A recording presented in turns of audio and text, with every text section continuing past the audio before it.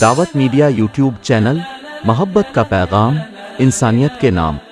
بسم اللہ الرحمن الرحیم، الحمد للہ رب العالمین، والعاقبۃ للمتقین، والصلاة والسلام علی سید الانبیاء والمرسلین، سیدنا وحبیبنا وحبیب رب العالمین محمد وعلی آلہ واصحابہ ومن ہدی بہدیہ الی یوم الدین۔ قال الله تبارك وتعالى في كتابه المجيد والفرقان الحميد، فأعوذ بالله من الشيطان الرجيم، بسم الله الرحمن الرحيم، وإذ قال لقمان لابنه وهو يعظه يا بني لا تشرك بالله إن الشرك لظلم عظيم، وقال النبي صلى الله عليه وسلم لا يؤمن أحدكم حتى يحب لأخيه ما يحب لنفسه، أو كما قال صلی اللہ علیہ وسلم۔ برادران اسلام، ہم اللہ رب العزت کا جتنا بھی شکر ادا کرے کم ہے کہ اللہ رب العزت نے ہمیں ایمان اور اسلام جیسی عظیم نعمت عطا فرمائی۔ یہ جتنے ہزار یہاں شور کر رہے ہیں، برائے کرم آپ حضرات شور نہ کریں، آپ آگے آ جائیں، کے ساتھ بیٹھ جائیں۔ اللہ رب العزت نے مجھے اور آپ کو جو دین عطا فرمایا ہے، یہ دین سنجیدگی سکھاتا ہے۔ اس دین میں ہمیں یہ سکھایا گیا ہے کہ زندگی جینے کے آداب کیا ہے، انسان اپنی زندگی کو کیسے گزارے۔ آج کل ہم اپنی زندگی میں اخلاق اور آداب کو بالکل بھول چکے ہیں۔ ہماری زندگی میں صرف جذبات ہے، اخلاق نہیں ہے۔ ہم جذبات میں آتے ہیں اور جذبات میں آنے کے بعد کچھ بھی کرتے ہیں، لیکن جذبات جب شریعت کے تابع ہو تو مفید ہوتے ہیں، اور جذبات جب شریعت سے کٹ کر ہو تو اپنے لیے بھی مضر ہوتے ہیں اور دوسرے کے لیے بھی مضر ہوتے ہیں۔ لہذا اس بنا پر ہمیں اس بات کو سمجھنا چاہیے کہ اللہ رب العزت نے جو دین ہمیں عطا فرمایا ہے اور کس مقصد سے ہم جمع ہوئے ہیں، اور ہمیں کس طرح سے سنجیدگی اور متانت کا مظاہرہ کرنا چاہیے۔ خیر، ہم جس دور سے گزر رہے ہیں یہ بڑا نازک دور ہے۔ اس دور میں ایک طرف امت مسلمہ کے لیے سب سے بڑا چیلنج ہے، وہ یہ ہے کہ امت اپنا اور اپنی نسلوں کے ایمان اور اسلام کی حفاظت کی فکر کیسے کرے۔ اس لیے کہ انسان اپنے اور اپنی نسلوں کے ایمان اور اسلام کی حفاظت اپنی محنت، اپنی فکر ہی کے بلبوتے پر کر سکتا ہے۔ انسان اگر فکر نہیں اوڑھتا ہے اور انسان اگر کوشش اور محنت نہیں کرتا ہے تو اللہ کا اس دنیا میں اصول ہے کہ کوئی بھی چیز دنیا کے اندر میں محفوظ نہیں ہوتی ہے۔ جیسے مال انسان کو کمانے کے لیے محنت کرنی پڑتی ہے، ایسے ہی ایمان اور دین کو حاصل کرنے کے لیے بھی محنت کرنی پڑتی ہے۔ مگر بڑے افسوس کی بات ہے کہ جیسے جیسے دن گزرتے جا رہے ہیں، ایک طرف ہم حالات میں پیستے چلے جا رہے ہیں اور دوسری طرف ہم اپنی زندگی کو بدلنے کے لیے تیار نہیں۔ ہم اپنی زندگی کو اسی روٹین کے ساتھ گزار رہے ہیں جس روٹین کے ساتھ ہم دنیا میں کبھی ترقی نہیں کر سکتے ہیں۔ اس دنیا میں ہمیں ترقی کرنا ہے تو سب سے پہلے اپنے آپ کو علم سے، تعلیم سے وابستہ کرنا پڑے گا۔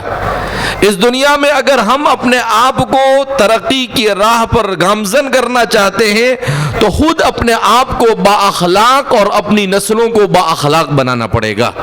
اگر ہم اس دنیا کے اندر میں بہترین قوم بن کر ابھرنا چاہتے ہیں، جیسا کہ 1000 سال تک نبی کریم صلی اللہ علیہ وسلم کے دور مسعود سے لے کر 1000 سال سے زیادہ عرصہ ہم نے دنیا کے چپے چپے پر حکومت کی، اور دنیا کے چپے چپے تک انسانوں کو یہ پیغام دیا کہ اس زمین پر جینے کا سلیقہ کیا ہونا چاہیے۔ ابھی ابو داؤد شریف ہم لوگ پڑھا رہے تھے، اس دوران حضرت مولانا عاقل صاحب کے حضرت کی در المنضود جو کتاب ہے، اس کتاب کو جب میں نے مطالعہ کر رہا تھا، اس میں حضرت نے لکھا کہ اسلام کیسا دین ہے اور کیسی باریک باریک اور چھوٹی چھوٹی چیزوں کی تعلیم دیتا ہے. کہا صرف ابو داؤد شریف میں استنجے کے آداب جو بیان کیے ہیں تو صرف استنجے کے 30 آداب بیان کیے ہیں. کس کے؟ استنجا کرنے کے. تو کہا جس دین میں استنجا کرنے کے 30 آداب بیان کیے گئے، اس دین کے اندر میں زندگی جینے کے سلیقے کو کتنی باریکی کے ساتھ بیان کیا گیا ہوگا. کہا اس سے اندازہ لگا سکتے ہیں. حضرت فرماتے ہیں کہ جب میں نے ابو داؤد شریف کے شارحین کو پڑھا تو میں حیران ہو گیا کہ ابو داؤد شریف کی کتاب الطہارت میں انہوں نے جب استنجا سے شروع کیا تو کہا کہ ہمارے محدثین نے اس کی شرح کرتے ہوئے اس بات کو بیان کیا کہ اللہ کے رسول صلی اللہ علیہ وسلم نے آج سے 1400 سال پہلے جاہلیت میں استنجا کرنے میں جتنی بھی احتیاطیاں تھی اس کو بیان کیا. اگر آج ہم اپنے اس ملک میں ان میں سے بہت ساری چیزوں کو دیکھنا چاہے تو آج بھی ہمیں نظر آتی ہے، آج بھی نظر آتی ہے. لہذا اس بنا پر جو دین مجھے اور آپ کو عطا کیا گیا، یہ دین تعلیم کی تعلیم دیتا ہے. یہ دین ہمیں کیا سکھاتا ہے؟ میں نے قرآن کریم کی آیت کریمہ آپ حضرات کے سامنے پڑھی، وَإِذْ قَالَ لُقْمَانُ لِابْنِهِ وَهُوَ يَعِظُهُ يَا بُنَيَّ لَا تُشْرِكْ بِاللَّهِ. ہر باپ کی ذمہ داری ہے کہ وہ سورہ لقمان کے دوسرے رکوع کو سمجھے اور دوسرے رکوع کی تفسیر ضرور پڑھے. اس میں بتایا گیا ہے کہ ایک باپ اپنی اولاد کی تربیت کیسے کرے، ایک باپ کی ذمہ داری کیا ہے کہ اپنی اولاد کو کیا سکھائے. ایک باپ کی ذمہ داری ہے کہ اپنی اولاد کے عقیدے کے اوپر کیسے محنت کرے. ایک باپ کی ذمہ داری ہے کہ اپنے بچے کو احکام کیسے سکھائے. ایک باپ کی ذمہ داری ہے کہ اپنے بچے کو اخلاق کیسے سکھائے. وَلَا تُصَعِّرْ خَدَّكَ لِلنَّاسِ وَلَا تَمْشِ فِي الْأَرْضِ مَرْحًا إِنَّكَ لَن تَخْرِقَ الْأَرْضَ وَلَن تَبْلُغَ الْجِبَالَ طُولًا. عام طور پر ایسا ہوتا ہے کہ انسان جب جوانی سے گزرتا ہے اور اگر کچھ مال و دولت اس کے ہاتھ لگ جاوے، کچھ حسن و جمال اس کے ہاتھ لگ جاوے، تو پھر انسان کیا سمجھتا ہے، میں تو پہاڑ بھی توڑ دوں گا، میں تو زمین بھی پھاڑ دوں گا. قربان جائیے قرآن کریم کی تعبیر پر. قرآن میں اللہ فرماتے ہیں کہ لا تمشی فی الارض مرحا، زمین پر اکڑ کر چلنے کی ضرورت نہیں ہے. کیوں؟ انک لن تخلق الارض، تو زمین کو چیر نہیں سکتا. ولن تبلغ الجبال، اور نہ تو پہاڑ پر چڑھ سکتا ہے. کہا اللہ نے تجھے برابر بنایا ہے. اسی لیے امام ماوردی اپنی کتاب ادب الدنیا والدین کے اندر میں بڑی قیمتی بات ارشاد فرماتے ہیں. وہ فرماتے ہیں کہ میں ایک مرتبہ بیٹھ کر سوچنے لگا کہ اللہ نے انسان کو بنایا تو بڑا خوبصورت انسان کو، لیکن انسان کو اللہ رب العزت نے بنایا ہے مختصر پر اثر. کیا مطلب؟ اللہ نے انسان کو بنایا مگر اللہ نے انسان کو ہاتھی کی طرح ڈیل ڈول نہیں دیا. اللہ نے انسان کو شیر کی طرح طاقت نہیں دی. کیوں؟ کہا اگر اللہ انسان کو اس عقل کے ساتھ جو وافر مقدار میں اسے عطا فرمائی، اگر اللہ انسان کو ڈیل ڈول بھی دے دیتا، اللہ انسان کو طاقت بھی شیر کی طرح دیتا، تو پوری روئے زمین پر انسان ایک دوسرے کو مارنے کے در پر ہی ہوتا. اب جب اس کو اتنا مختصر پر اثر بنایا ہے، تھوڑا سا پاور میں آتا ہے تو مارنا شروع کر دیتا ہے. اب اگر ہر انسان ایسا ہوتا تو کیا ہوتا زمین پر؟ تو اس لیے کہ اللہ نے یہ نظام بنایا کہ بھائی اس کے پاس اس کو کچھ دو اور اس کو کچھ مت دو. سب کچھ اس کو دے دیا تو مسئلہ ہی مسئلہ ہے، بلکہ مسائل ہی مسائل ہے. لہذا اس بنا پر اللہ نے انسان کو بنایا مختصر، مگر اللہ نے اسے جو عقل عطا فرمائی، اس عقل کا تقاضا ہے کہ وہ عقل علم کی پیاسی ہے. اس لیے فرماتے ہیں کہ انسان کا ایک ہے بدن، دوسرا انسان کی روح اور تیسرا ہے انسان کی عقل. تینوں کی غذا الگ الگ ہے. انسان کے بدن کو جینے کے لیے کھانا اور پینا چاہیے. انسان کے قلب کو زندہ رہنے کے لیے اللہ کا ذکر چاہیے، عبادت اور اللہ کی اطاعت چاہیے. اور انسان کی عقل کو صحیح ڈھنگ سے کام کرنے کے لیے علم چاہیے. کہا عقل کو صحیح علم ملتا ہے تو پھر قلب بھی صحیح ہوتا ہے اور بدن بھی صحیح کام کرتا ہے، لیکن انسان کی عقل میں اگر علم فاسد بھر دیا جاتا ہے تو پھر انسان کا دل بھی بگڑتا ہے اور انسان کا بدن بھی صحیح کام نہیں کرتا ہے، اور انسان جو کرنا ہے وہ نہ کر جو نہیں کرنا ہے وہ کرتا ہے۔ آپ دیکھیں دنیا میں جب تک کہ دنیا میں مسلمانوں نے حکمرانی کی، مسلمانوں نے دنیا میں کیا کیا؟ مسلمانوں نے دنیا میں عدل و انصاف قائم کیا۔ مسلمانوں نے کیا کیا دنیا میں؟ مسلمانوں نے دنیا کے اندر میں معیشت، اکانومی اور اقتصاد کے اندر میں برابری کا سلوک کیا۔ اسلام میں کسی جانور پر بھی ظلم کی اجازت نہیں دی گئی۔ اللہ کے رسول صلی اللہ علیہ وسلم کی سیرت کو پڑھے، ہمارے مسلمان بادشاہوں کی سیرتوں کو پڑھیں آپ اٹھا کر، عدل اور انصاف کی ایسی مثالیں انہوں نے قائم کی ہے کہ تاریخ میں کسی اور کے یہاں آپ کو یہ نہیں ملے گی۔ مگر اس بات کی اہمیت ہے کہ یہ سب چیزیں اس وقت تھی جب کہ دین کی تعلیم کو مقدم رکھا گیا۔ جب تک کہ ہمارے معاشرے میں دین نہیں زندہ ہوتا ہے، وہاں تک کہ ہمارا معاشرہ یہ ترقی کی راہ پر کبھی گامزن نہیں ہو سکتا ہے۔ لہذا اس بنا پر ہمارے اس ملک میں انگریز آئے، اور انگریزوں نے اس ملک میں آنے کے بعد کیا کیا؟ انگریزوں نے آنے کے بعد اس ملک میں پہلے تو مسلمانوں کو آپس میں لڑایا، ڈیوائیڈ اینڈ رول، آپس میں لڑوایا۔ آپ دیکھیں حضرت اورنگزیب رحمۃ اللہ علیہ کے انتقال کے بعد اس ملک میں کیا ہوتا ہے؟ اس ملک میں یہی ہوتا ہے کہ ان کے جو بیٹے ہیں ان کے بیٹوں کو آپس میں بھڑا دیا۔ اس کے بعد آہستہ آہستہ، اب ظاہر سی بات ہے جو قوم آپس میں اختلاف کا شکار ہوتی ہے وہ قوم کبھی بھی اپنے وجود کو اور اپنی عزت کو اور اپنے وقار کو باقی نہیں رکھ سکتی ہے۔ اب جب آپس میں لڑنے لگے تو اس لڑائی کا انہوں نے فائدہ اٹھایا اور آہستہ آہستہ ہندوستان کے مختلف خطوں کے اوپر انہوں نے کنٹرول حاصل کرنا شروع کیا۔ اگرچہ بعض مسلمان بادشاہوں نے کھڑے ہو کر ان کا مقابلہ کیا، جس میں اس زمانے کے ہندو برادری بھی ان کے ساتھ میں تھی، شجاع الدولہ وغیرہ۔ آپ ان کی تاریخ کو اٹھا کر، آج ہمیں اپنی تاریخ بھی نہیں معلوم، اور اب تو نصاب سے تاریخ کو اس طرح سے ختم کیا جا رہا ہے، ہمیں اپنے بچوں کو اپنی تاریخ اپنے مکتبوں میں، اپنے مدرسوں میں اور اپنے گھروں میں بتانی پڑے گی، ورنہ ہمارے بچے اپنے ہیرو کو نہیں جانیں گے، ہمارے بچے کسی اور کو ہیرو بنا بیٹھیں گے۔ کیوں؟ اللہ نے انسان کی فطرت ایسی بنائی ہے کہ وہ کسی نہ کسی کو اپنا آئیڈیل تلاش کرتا ہے۔ اگر ہم نے اپنا آئیڈیل ان کے سامنے نہیں پیش کیا تو وہ کس کو آئیڈیل بنا دیں گے، ہم اس کو نہیں سمجھ سکتے ہیں۔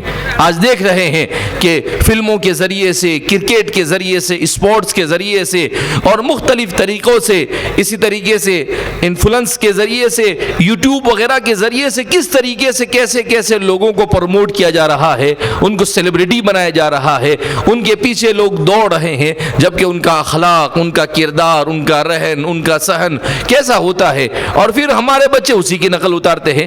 اسی لیے قرآن کریم میں اللہ نے کہا لقد کان لکم فی رسول اللہ اسوۃ حسنہ، کہ اللہ کے رسول آپ کے لیے اسوہ حسنہ ہے۔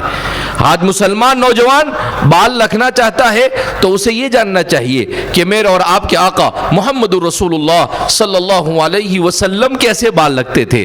زلف بال کی 3 قسمیں ہمارے محدثین نے بیان کی ہے شمائل کی کتابوں کے اندر میں، کہ اللہ کے رسول صلی اللہ علیہ وسلم کبھی کان کی لو تک بال رکھتے تھے، کبھی آپ صلی اللہ علیہ وسلم گردن تک بال رکھتے تھے، اور کبھی آپ صلی اللہ علیہ وسلم اپنے کاندھے کے قریب قریب تک بال رکھتے تھے۔ تو تفصیلات کو بیان کیا ہے۔ اللہ کے رسول صلی اللہ علیہ وسلم کی سیرت کو جس انداز میں بیان کیا گیا ہے، انسانی تاریخ میں کسی بھی فرد بشر کی سیرت کو ایسے نہیں بیان کیا گیا، ہر چیز کو بیان کیا گیا۔ ہم کپڑے پہننا چاہتے ہیں، اللہ کے رسول کے لباس کو بیان کیا گیا کہ اللہ کے رسول صلی اللہ علیہ وسلم کیسا لباس پہنتے تھے۔ جب کسی قوم کے اندر میں مرعوبیت کا مرض آ جاتا ہے تو وہ قوم اپنی تہذیب کو بھول کر دوسری تہذیب کی نقالی کرتی ہے، اور آپ نے پڑھا ہوگا کہ کوا ہنس کی چال چلا اور اپنی چال بھول گیا، کہ کوا ہے وہ ہنس کی چال چلنے کی اس نے کوشش کی تو اپنی چال بھول گیا۔ تو انسان جب اپنی تہذیب کو چھوڑ کر دوسری تہذیب کو اختیار کرتا ہے تو وہ اپنی تہذیب سے بھی دور ہو جاتا ہے۔ لہذا اس بنا پر سب سے پہلے تو ہمیں مرعوبیت کے اس مرض کو اپنے ذہن و دماغ سے نکالنے کی ضرورت ہے. کیوں مرعوب ہو؟ ہماری تہذیب سے بہتر دنیا کی کوئی تہذیب نہیں ہو سکتی، ہماری تعلیم سے بڑھ کر دنیا کی کوئی تعلیم نہیں ہو سکتی، ہم کو کہیں سے کچھ مستعار لینے کی ضرورت نہیں ہے. تو ہم اس بات کو اپنے ذہن و دماغ میں بٹھائے. قرآن میں اللہ فرماتے انتم الاعلون ان کنتم مؤمنین، تم سربلند رہو گے اگر تم سچے اور پکے مومن ہو. اسی لیے حکیم الامت مجدد ملت حضرت تھانوی رحمۃ اللہ علیہ فرماتے ہیں کہ دنیا کی دوسری قوموں کی ترقی کے اصول علیحدہ ہے اور امت مسلمہ کی ترقی کے اصول علیحدہ ہے. دوسری قومیں یہ مادیت کے راستے سے ترقی کر سکتی ہے. کیوں؟ اللہ رب العزت نے انہیں ومن شاء فمن شاء فلیؤمن ومن شاء فلیکفر کہا. انہوں نے کفر کو اختیار کیا. اب کفر کو اختیار کرنے کے بعد وہ اللہ کی نافرمانی کے ساتھ اگر وہ اکانومی میں محنت کرتی ہے اور دوسرے دنیاوی میدانوں میں محنت کرتی ہے تو وہ آگے بڑھ سکتی ہے، مگر مسلمان آگے بڑھنا چاہے نہیں بڑھ سکتا ہے. آپ پچھلے 150 سال کی تاریخ اٹھا کر دیکھ سکتے ہیں، بہت سارے مسلمان ایسے ملک پائے جاتے ہیں ان کے پاس سب کچھ ہے مگر انہوں نے اسلامی تہذیب کو چھوڑ کر آگے بڑھنے کی کوشش کی، کبھی آگے نہیں بڑھ سکے. 100 سال کے بعد بھی آگے نہیں بڑھ سکے. تو مال اور دولت، صرف تعلیم اور صرف ٹیکنالوجی یہ کبھی بھی ترقی کی طرف انسان کو نہیں لے جاتا ہے. مسلمان کو ترقی کرنا ہے تو سب سے پہلے اپنے دین کو سیکھے، سب سے پہلے اپنے دین کو اپنی زندگی میں جگہ دے. آج کل ایک جملہ بڑا عام ہے، ہر آدمی اس کو بولتا ہے، پہلے انسانیت پھر مذہب. نہیں، میرا اور آپ کا دین ایسا ہے کہ اس دین میں سراسر انسانیت سکھائی گئی ہے. یہ انسانیت سے الگ کوئی چیز نہیں ہے. اس دین میں آپ دیکھیں دنیا کے اندر میں جو لوگ انسانیت کا راگ الاپ رہے ہیں، کیا انہوں نے فلسطین کی سرزمین پر 1 لاکھ سے زیادہ بچوں اور بوڑھوں کو قتل نہیں کیا؟ کہاں گئے ان کے ہیومن رائٹ؟ اور کہاں گئے ان کے عورتوں کے حقوق کے نعرے لگانے والے؟ کہاں گئے بچوں کے حقوق کے نعرے لگانے والے؟ یہ ساری چیزیں انہوں نے اپنے مفاد کے لیے کھڑی کی ہے. ورنہ دنیا کے اندر میں جہاں پر بھی آپ دیکھیں کہ یورپی اقوام اور امریکی اقوام، یہاں جہاں ان کا مفاد ہوتا ہے وہاں پر ان کا قانون کام کرتا ہے، اور جہاں ان کا مفاد نہیں تو وہاں پر دوسروں کے لیے الگ الگ قانون ہے. ہمارے یہاں پر ہر ایک کے لیے ایک جیسا قانون تھا. لہذا اس بنا پر کہتے ہیں کہ یہ دنیا میں اتنی ترقی کرنے کے باوجود بھی دنیا کو امن نہیں دے سکے. آج سے 200 سال پہلے سائنسدانوں نے یہ دعویٰ کیا تھا کہ ہم اس دنیا کو جنت بنائیں گے. آپ کوئی بتا سکتا ہے کہ دنیا جنت بنی ہوئی ہے یا جہنم بنی ہوئی ہے؟ دنیا کو انہوں نے جہنم بنایا. یہ سائنس اور ٹیکنالوجی سے دنیا کو جنت نہیں بنا سکے. کیوں؟ اس لیے کہ انسان کی فطرت ایسی ہے کہ جب تک کہ اس کا تعلق اپنے خالق اور مالک کے ساتھ نہیں ہوتا ہے وہ حرص اور لالچ کا شکار ہوتا ہے. وہ مال کے پیچھے ایسی دوڑ لگاتا ہے کہ پھر وہ ظلم ستم کسی چیز کو نہیں دیکھتا ہے. جس ملک کے اوپر مرضی آئے حملہ ہو جاتا ہے، جس انسان پر آیا ظلم کر دیا جاتا ہے. حضرت شاہ عبدالعزیز صاحب محدث دہلوی رحمۃ اللہ علیہ فرمایا کرتے تھے کہ حکومت یہ کفر کے ساتھ چل سکتی ہے مگر ظلم کے ساتھ نہیں چل سکتی ہے. جہاں ظلم ہوگا ایک نہ ایک دن اللہ کی طرف سے ایسا انتظام ہوگا کہ وہ حکومت نہیں چلا سکتے ہیں. لہذا ہمیں اس بات کو سمجھنے کی ضرورت ہے کہ سب سے پہلے ہم اپنے دین میں، ہمارے والد صاحب نور اللہ مرقدہ، اللہ رب العزت ان کی قبروں پر بے پایا رحمتیں نازل فرمائے، آپ نے امت کے سامنے ایک کانسیپٹ دیا. کیا کانسیپٹ دیا آپ نے کہا کہ بھائی عصری تعلیم امت کی ضرورت ضرور ہے مگر دینی تعلیم یہ راجع ہے اور عصری تعلیم اس کے بعد ہے. اگر ہمارا نوجوان دین کی تعلیم کے بغیر دنیاوی تعلیم حاصل کرتا ہے تو وہ نوجوان کبھی کامیاب نہیں ہو سکتا ہے. آج صبح کل کی بات کر رہا ہوں میں، کل ایک وفد آیا تھا تو انہوں نے ایک سروے ہمارے سامنے پیش کیا کہ الحاد اور بے دینی دنیا میں اور ہندوستان میں کس طریقے سے پھیل رہی ہے. تو انہوں نے اس سروے میں بتایا کہ سب سے زیادہ بے دینی اور الحاد اور بد اخلاقی پھیل رہی ہے ان لوگوں میں جو سب سے زیادہ عصری تعلیم حاصل کر رہے ہیں. کہا ایس ایس سی تک پڑھنے والوں میں الحاد اگر 10% ہے تو ایچ ایس سی تک پڑھنے والوں میں الحاد اور بے دینی 15%. پھر بیکلوریوس کی طرف جا رہے ہیں تو اس میں اضافہ 35% ہو رہا ہے. ماسٹر کی طرف جا رہے ہیں تو اس میں اضافہ 50% ہو رہا ہے. اور پی ایچ ڈی کی طرف جا رہے ہیں تو اس میں 60% اضافہ ہو رہا ہے.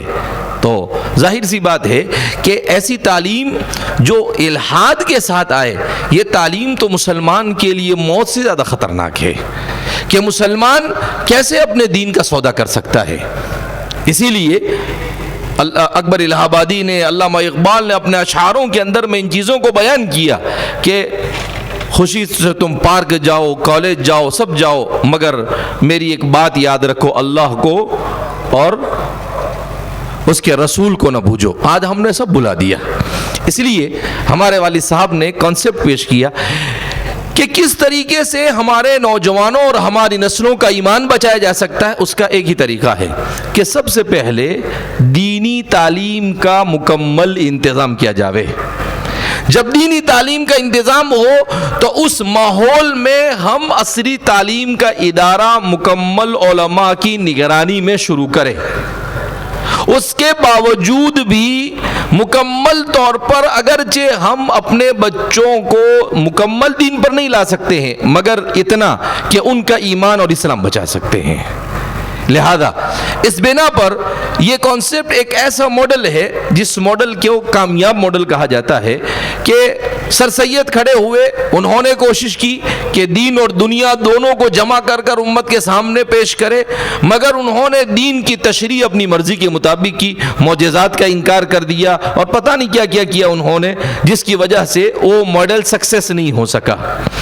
پھر اس کے بعد اور بھی بہت سارے لوگوں نے کھڑے ہو کر، مگر ہمارے والد صاحب نے کہا نہیں، آپ اگر دین اور دنیا دونوں کو ایک ساتھ لے کر چلتے ہو تو یہ تھوڑا ڈیفیکلٹ ہے. تو کہا اس کا علاج یہ ہے کہ دین کی تعلیم حاصل کرنے والے طلباء کو تو دین ہی کی تعلیم پر رکھا جائے، البتہ ضرورت کے بقدر ان کو عصری تعلیم دی جائے. کیوں؟ جیسے امت کو ڈاکٹر کی ضرورت ہے، انجینئر کی ضرورت ہے، ایسے ہی امت کو اس سے زیادہ علماء کی ضرورت ہے.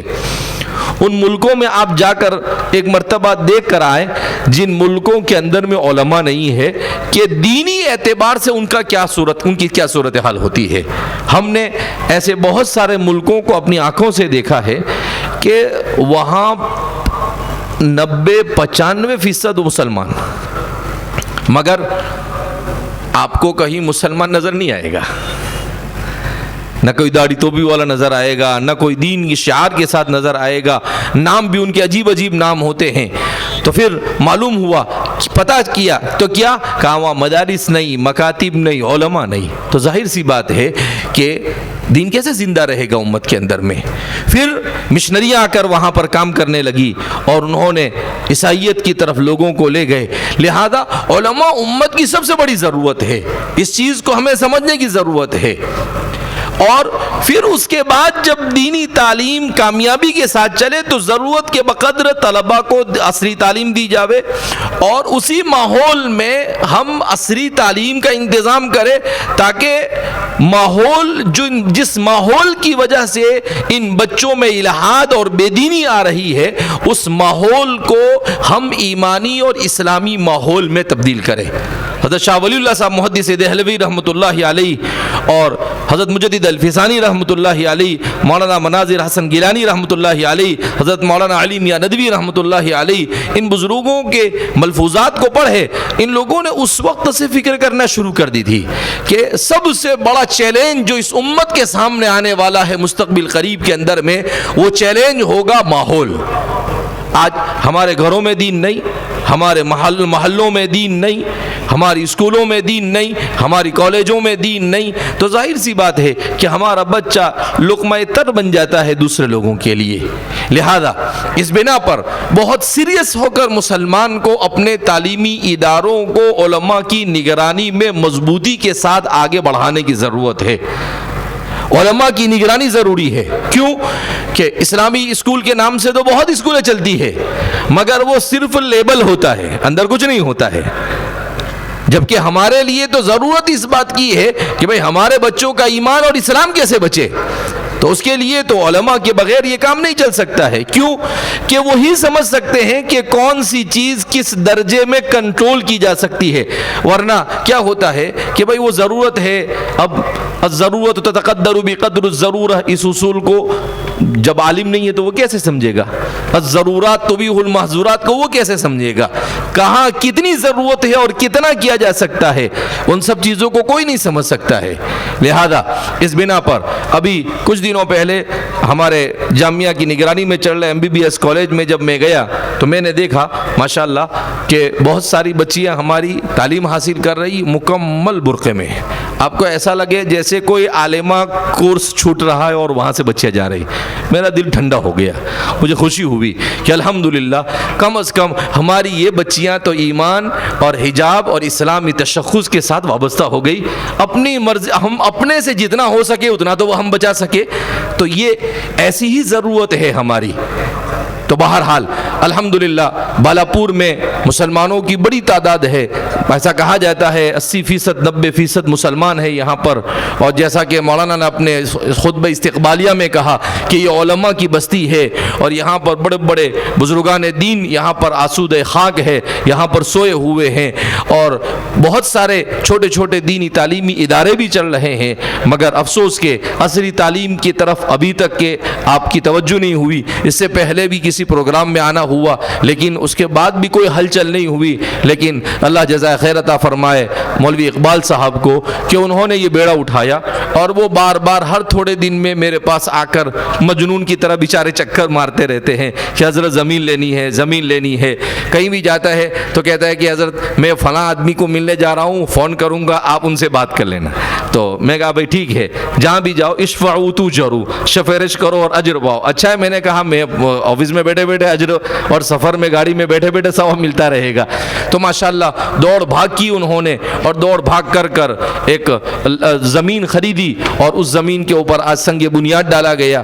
اور انشاءاللہ اللہ کی ذات سے امید ہے کہ ایک بہترین تعلیمی ادارہ وجود میں آئے جس میں معیاری تعلیم کے ساتھ ساتھ اسلامی تمام کے تمام اصول کی پاسداری کی جائے گی. کیوں؟ انشاءاللہ جب علماء کی نگرانی میں ہوگا تو ساری چیزیں ہوگی. تو الحمدللہ اس سرزمین کے اوپر جس ادارے کا قیام عمل میں آ رہا ہے, چونکہ ہمارے یہاں پر سب سے بڑی ضرورت یہ ہے کہ ہماری بچیوں کا ایمان بچایا جاوے. ہمارے تعلیمی ادارے اتنی بڑی مسلمانوں کی بستی ہے مگر بتایا گیا کہ ہائر ایجوکیشن کا کوئی انتظام ہمارے یہاں پر نہیں ہے. اور آج کا مسلمان ہے کہ ظاہر سی بات ہے وہ اپنے بچوں کو تعلیم دینا چاہتا ہے. جب ہمارے ادارے نہیں ہوں گے تو مجبور ہو کر دوسرے اداروں میں جائیں گے, اور جب دوسرے اداروں میں جائیں گے تو ہمارے بچوں اور ہماری بچیوں کے ایمان کی کوئی گارنٹی نہیں دی جا سکتی ہے. لہذا اس بنا پر بچیوں کے لیے خاص طور پر اسکول کا انتظام کیا جا رہا ہے جس کو انشاءاللہ مکمل طور پر اسلامی اصول اور قانون اور ملک کے قانون کو سامنے رکھ کر اس کو چلانے کی کوشش کی جائے گی. تو زمین کے خریدنے میں بھی ماشاءاللہ بڑھ چڑھ کر لوگوں نے حصہ لیا ہے. اب اس کی تعمیرات کا کام شروع ہو رہا ہے. تو کافی دنوں سے ان کا مطالبہ تھا کہ آپ اور مولانا عثمان صاحب اور ہمارے برار کے دوسرے علماء اس میں شرکت کریں اور ہم اس کام کو آگے بڑھائیں. تو ہم آج میں یہ کہتا ہوں کہ امت مسلمہ اس وقت ICU میں ہے, ایمرجنسی میں ہے ہم لوگ. اگر اب بھی ہم اپنے تعلیمی اداروں کو مضبوط نہیں کریں گے تو آئندہ آنے والی نسل اگر ان کا ایمان نہیں بچا کر کل قیامت کے دن یہ ہماری کالر پکڑے گی اور اللہ کو کہے گی کہ انہوں نے ہمارے ایمان اور اسلام کو بچانے کا کوئی انتظام نہیں کیا. لہذا ہمیں سیریس ہو کر جو بھی ہماری تعلیمی اداروں کے ایسے کام شروع ہو ہمیں اس میں بڑھ چڑھ کر حصہ لینا چاہیے. اور سیدھی سی بات ہے کہ آج پہلے جیسے حال نہیں ہے. پہلے تھا غریبی تھی, اب بھی ہے غریبی لیکن پہلے کے مقابلے میں کم ہے. اب پیسے کمانا آسان ہو گیا. اللہ کے رسول صلی اللہ علیہ وسلم نے ارشاد فرمایا کہ ہر امت کا ایک مرکزی فتنہ ہوتا ہے اور میری امت کا مرکزی فتنہ یہ ہے مال. کہا اس امت پر ایک زمانہ ایسا آئے گا یفیض المال فیضا کہ مال پانی کی طرح بہے گا. آسانی کے ساتھ مال کمانا، آج وہی صورتحال ہے، آسانی کے ساتھ مال کماتا ہے آدمی، مگر کمانے میں اس کو شریعت کا خیال رکھنا ضروری ہے، حلال طریقے سے کمائے اور حلال راستے میں اسے خرچ کرے.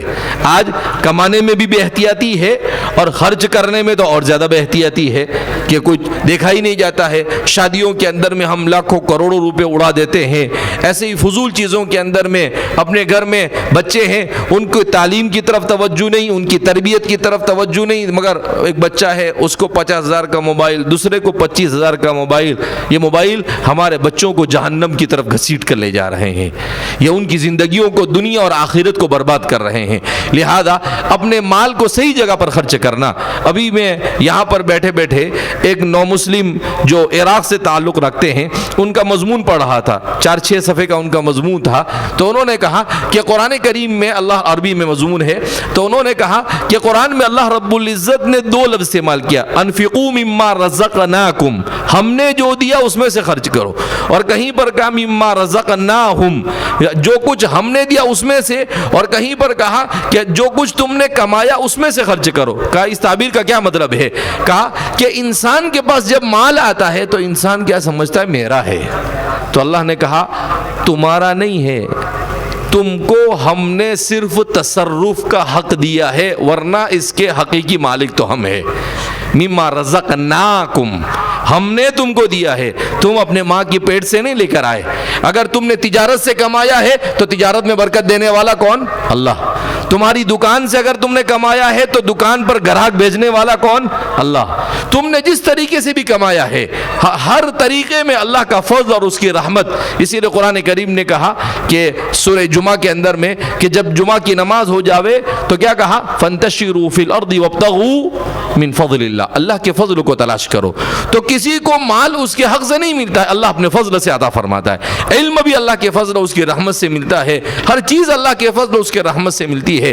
تو اللہ رب العزت نے اگر انسان کو مال دیا ہے تو اس مال کو اچھی جگہ پر خرچ کرنے کی کوشش اور فکر ہونی چاہیے.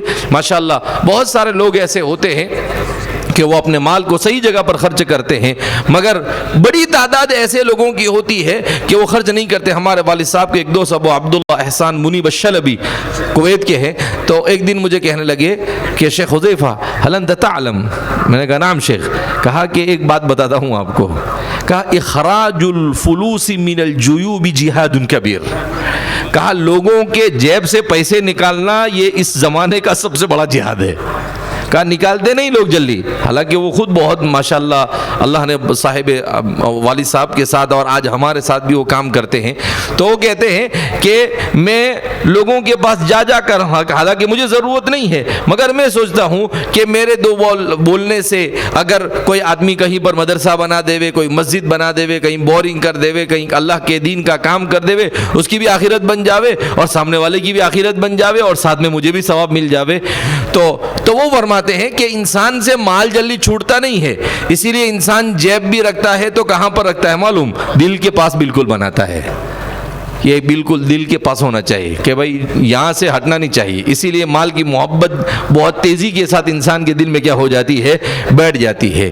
لیکن اس کے بعد بھی انسان خرچ کرتا ہے. اللہ کو بھی معلوم تھا کہ یہ پیسے جلدی نکالنے والے نہیں، اسی لیے اللہ نے عجیب مثال بیان کی. مثل الذین ينفقون اموالهم فی سبیل اللہ کمثل حبۃ انبتت 7 سنابل فی کل سنبلۃ 100 حبۃ. اللہ نے کتنا عجیب انداز میں کہا کہ اللہ کے راستے میں مال خرچ کرنے کی مثال ایسے ہے جیسے ایک گیہوں کا دانہ، آپ اس کو زمین میں ڈالو تو اس سے پودا اگتا ہے اور اس میں سے بالیاں نکلتی ہے. 7 بالی ہوتی ہے، ہر بالی میں 100 دانے ہوتے ہیں.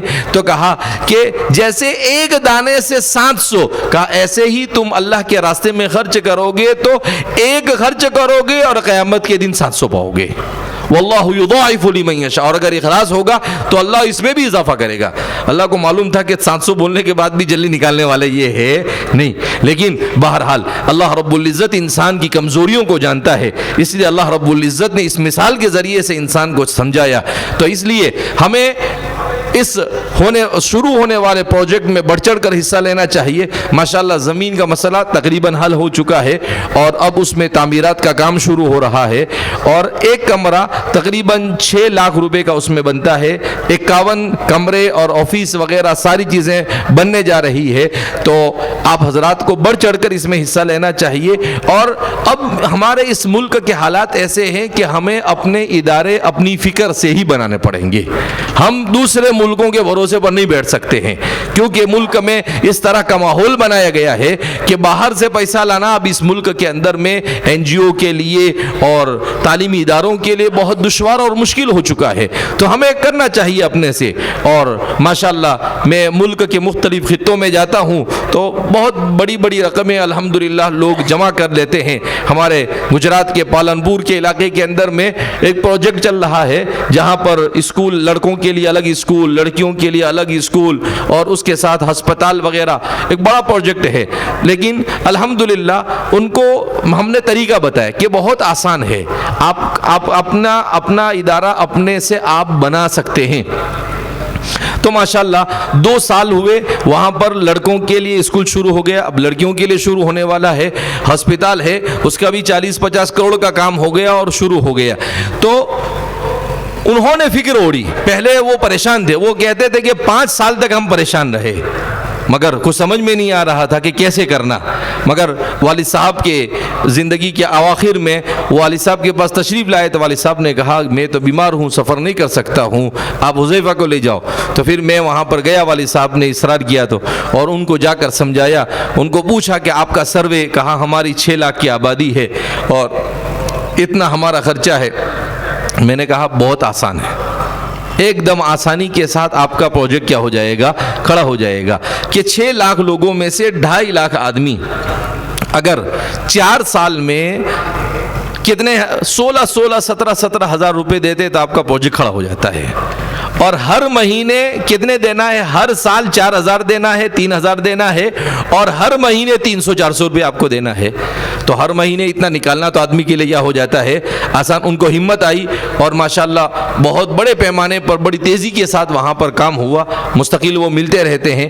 پھر اس کے بعد بمبئی میں کہا کہ ہمارے سارے ہوٹل والے ہیں چیلیا لوگ، پالنپوری، کہا کہ حضرت ان کو بھی جمع کریں، ان کو وہاں پر جمع کیا، اچھے سے 1 گھنٹہ سمجھایا ان کو، تو پھر ماشاءاللہ ایک ہی مجلس کے اندر میں 7-8 کروڑ روپے جمع ہو گئے۔ تو بہت آسان ہے، لیکن ہمت ہونا چاہیے، حوصلہ ہونا چاہیے۔ جیسے میں نے بیان ختم کیا تو میں نے کہا کہ بھئی ہمارے بچوں کے ایمان اور اسلام کی حفاظت کے لیے، ہمیں ارتداد سے اپنے بچوں کو بچانے کے لیے یہ ہماری پرائرٹی ہونی چاہیے۔ تو ایک چاچا سے سامنے بیٹھے ہوئے تھے، سیدھے ہاتھ کی طرف بیٹھے ہوئے تھے، فوراً کھڑے ہوئے، کہا مول صاحب 1 کروڑ روپے۔ ہاں میں نے کہا کہ اسٹارٹ اچھا ہوا ہے تو کام۔ پھر اس کے بعد اس کے بازو میں دوسرے بیٹھے تھے، بولے حضرت 50 لاکھ روپے۔ پھر ایک کھڑے ہوئے کہ حضرت 25 لاکھ روپے، اور الحمدللہ پھر اس کے بعد وہ 15-20 منٹ کے اندر میں، تو اللہ نے مال جب دیا ہے تو ہمیں خرچ کرنا چاہیے۔ تو یہاں پر بھی انشاءاللہ ہم آخر میں آپ حضرات سے بھی اپیل کرتے ہیں کہ آپ حضرات بھی ہمارے اس ادارے کو بنانے میں بڑھ چڑھ کر حصہ لیں، اور جیسے جیسے کام بڑھتا رہے گا آپ کے سامنے اس کی رپورٹ آتی رہے گی، اور انشاءاللہ جامعہ کلکوا کی نگرانی میں دینی اور عصری تمام کے تمام تعلیمی ادارے کو بہتر سے بہتر اچھی معیاری تعلیم کے ساتھ اور مکمل تربیت اور ایمانی اور اسلامی تربیت کے ساتھ اس کو چلانے کی کوشش کی جائے گی۔ اللہ رب العزت ہمارے اور آپ کے سب کے یہاں پر جمع ہونے کو قبول فرمائے، اور اللہ رب العزت اس ادارے کے بننے کو آسان فرمائے، اور اللہ رب العزت ہم سب سے راضی ہو جائے، ایسے اعمال کی توفیق مرحمت فرمائے۔ میں مولانا عثمان صاحب سے گزارش کروں گا کہ مولانا عثمان صاحب انشاءاللہ بیان کریں گے، اور اس کے بعد دعا سے پہلے آپ حضرات سے گزارش ہے کہ آپ اپنا ذہن بنا کر رکھیں۔ بہت سارے لوگ ایسے ہوتے ہیں وہ دینا چاہتے ہیں کہ مگر ہوم منسٹر کی اجازت لینی پڑتی ہے ان کو، یعنی گھر پہ سے خالہ کی اجازت لینی پڑتی ہے، تو وہ ابھی سے میسج کر اجازت لے کے رکھ لے کہ بھائی اللہ کے راستے میں دے رہا ہوں۔ اگر نہیں اس کو سمجھ میں آئے تو حضرت ابو دحدہ اور حضرت ام دحدہ کا قصہ اس کو بتا دے۔ حضرت ابو دحدہ رضی اللہ تعالیٰ عنہ، انہوں نے اللہ کے رسول صلی اللہ علیہ وسلم کی خدمت میں حاضر ہوئے، اور اپنا ایک باغ تھا، وہ اللہ کے رسول کو من یقرض اللہ قرضا حسنا کی آیت نازل ہوئی تو وہیں کھڑے کھڑے صدقہ کر دیا، بہت بڑا باغ تھا، कई 100 खजूरें थी, उसके दरख्त थे उसमें। अब वो बड़े शायर थे, हज़रत अबू दहदा रदी अल्लाह ताला अन्हु। वो आए और अपने बाग के बाहर खड़े होकर उन्होंने अशहार में, अपनी ज़ौजा और बेटे अंदर में थे, उनको अशहार के अंदर में कहा कि भाई यहाँ से निकल आओ आप लोग, इसलिए कि ये तो मैंने अल्लाह के रास्ते के अंदर में दे दिया है।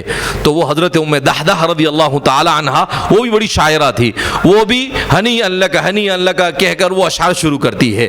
तो अबू दहदा का जवाब उम्मे दहदा देती है, जो तारीख़ की किताबों के अंदर में उसे बयान किया गया है, और वो कहती है कि मुबारक हो अबू दहदा, तूने बड़ा अच्छा सौदा किया, जन्नत का सौदा किया, कि तूने अच्छा हुआ कि ये पूरा बाग अल्लाह के रास्ते में क्या कर दिया है, सदका कर दिया। तो हमारी औरतों में भी सदक़े का ऐसा जज्बा होना चाहिए। हज़रत बिलाल फरमाते हैं कि एक मौके पर अल्लाह के रसूल सल्लल्लाहु अलैहि वसल्लम ने मर्दों में बयान किया और चंदा किया आप सल्लल्लाहु अलैहि वसल्लम ने, तो औरतों ने भी हुजूर को पैगाम भेजा कि क्या हमको जन्नत वन्नत में नहीं ले जाना है, कि आपको हमारे में भी बयान करो, हम लोग भी कुछ देंगे। तो फरमाते हैं फिर हुजूर औरतों को जमा किया, अल्लाह के रसूल सल्लल्लाहु अलैहि वसल्लम ने वहाँ पर बयान किया, और जब आप सल्लल्लाहु अलैहि वसल्लम ने बयान किया और बयान के बाद कहा कि भाई ये औरतें भी अल्लाह के रास्ते में देना चाहती है, तो हज़रत अब्दुल्लाह बिन मसऊद फरमाते हैं कि एक चादर को उनके दरमियान में भेज दिया गया। कहा कि जब जलसा ख़त्म हुआ तो कहा कि चादर उठ नहीं रही थी, जितना पहन के आई थी वो औरतें, उन्होंने सब उठाकर अपना वहाँ पर दे दिया। तो ऐसा जज्बा था। लन तनालुल बिर्र हत्ता तुनफिकू मिम्मा तुहिब्बून नाजिल हुई तो बी रेहा को हज़रत अबू तलहा ने सदक़े के अंदर में दे दिया, जो अभी मस्जिद नबवी में बाब मलिक फ़हद के जो इलाका है, वो वहाँ पर बी रेहा हज़रत अबू तलहा का वाक़या था। एक मरतबा एक साहब ने हमको बताया वहाँ पर कि एक निशान बना हुआ है, कहा यहाँ पर हज़रत अबू तलहा का बाग बी रेहा था, जैसे ही बाब मलिक फ़हद से अंदर दाखिल होते हैं वहीं पर उसका निशान था। तो इतना बड़ा बाग था और उन्होंने अल्लाह के रास्ते में सदका कर दिया। तो बहरहाल इंसान ये समझे कि जो कुछ खर्च करेगा वो खर्च किया हुआ उसको आखिरत के अंदर में उसको मिलेगा, और असल ज़रूरत इंसान को आखिरत में। इसीलिए हुजूर ने कहा कि मुफलिस वो नहीं जिसके पास पैसा नहीं, बल्कि मुफलिस वो है जो कल क़यामत के दिन आएगा उसके पास नेकियां नहीं होगी। लिहाजा इस बिना पर हम बढ़ चढ़ कर इसमें हिस्सा लेने की क्या करें, कोशिश करें। चूँकि थोड़ी सी ताख़ीर हो गई है, लिहाजा इस बिना पर मौलाना उस्मान साहब का बयान होगा, और दुआ से पहले आप हजरात इंशाअल्लाह इसमें बढ़ चढ़ कर हिस्सा लेने की कोशिश करेंगे। भाई तैयार है ना सब? बहुत धीरे से आवाज़ आ रही, बालापुर वाले बड़े कंजूस लग रहे हैं। अरे भाई तैयार है कि नहीं? हाथ उठाकर बताएं कि हम सब तैयार हैं। माशाअल्लाह, अल्लाह रब्बुल इज़्ज़त इसके बनने को आसान फरमाए। दावत मीडिया यूट्यूब चैनल, मोहब्बत का पैगाम, इंसानियत के नाम।